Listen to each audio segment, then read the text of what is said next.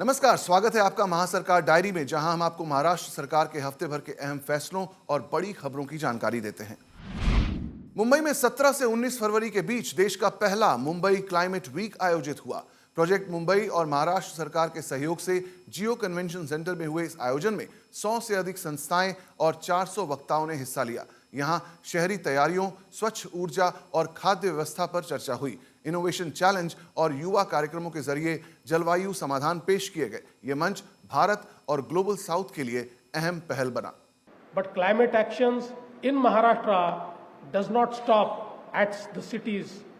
Our farmers face changing rainfall patterns and water stress. Our coastline requires long-term protection. Our fisheries and rural communities depend on predictable ecosystems. Nagpur में national cancer institute द्वारा oncology beyond borders सम्मेलन का उद्घाटन हुआ। इसमें मुख्यमंत्री देवेंद्र फडणवीस की मौजूदगी में देश विदेश के विशेषज्ञ शामिल हुए।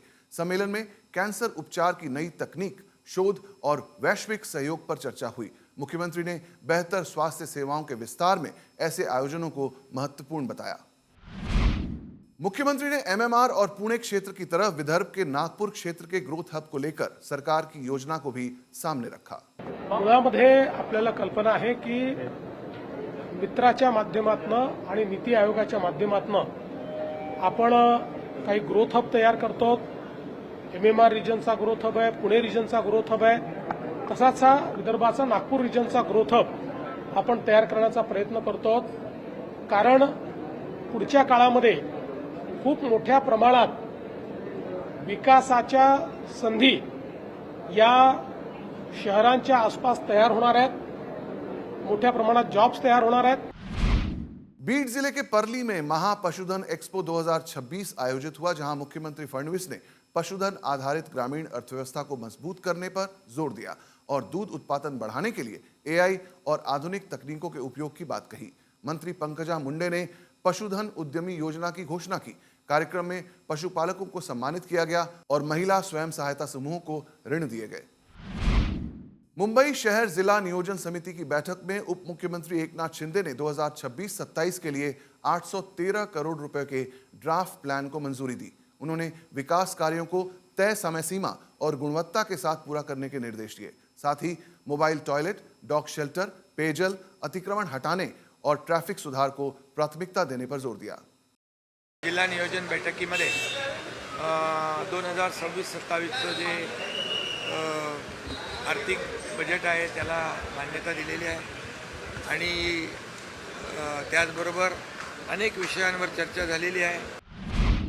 मुख्यमंत्री आवास में मराठवाड़ा के जिलों की समीक्षा बैठक हुई, जिसमें उप मुख्यमंत्री और बीड जिले की पालक मंत्री सुनेत्रा पवार भी शामिल हुई। बीड जिले में गन्ना मजदूरों के बच्चों के लिए संत भगवान बाबा छात्रावास योजना के तहत 11 छात्रावासों के निर्माण के लिए करीब 159 करोड़ रुपए की मंजूरी मिली है।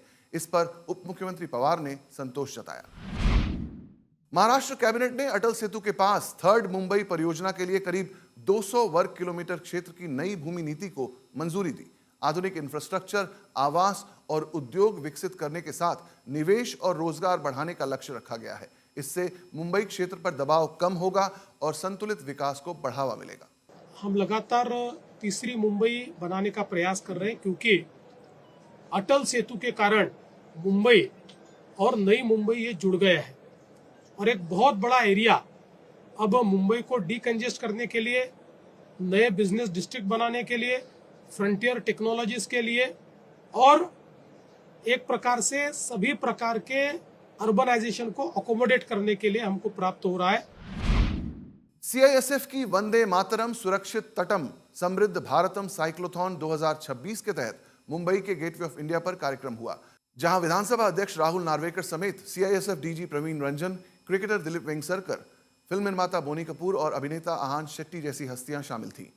65 साइकिलिस्ट्स का यह अभियान तटीय सुरक्षा, पर्यावरण और जागरूकता का संदेश दे रहा है।